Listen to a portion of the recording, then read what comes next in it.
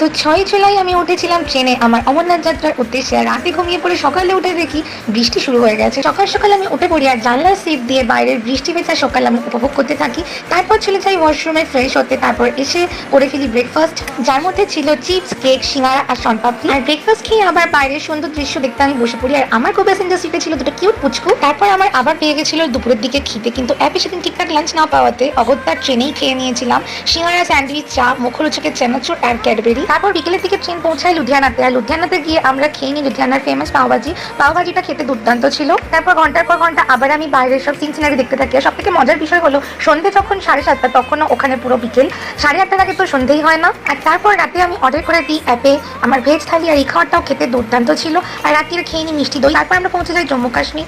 রাতে গিয়ে দেখি ওয়েটিং রুম তো পুরো ফুল, স্টেশন পুরো ফুল, ইভেন বাইরে যেখানে অমরনাথে থাকার জায়গা সেখানেও পুরো ফুল। আর রাত 11:30 আমরা পৌঁছেছিলাম, তাই সব হোটেলও ফুল ছিল। তাই অগত্যা লাস্টে আমরা ওয়েটিং রুমেই থাকি। আর এইভাবে আমাদের ডে 2 কেটে যায়।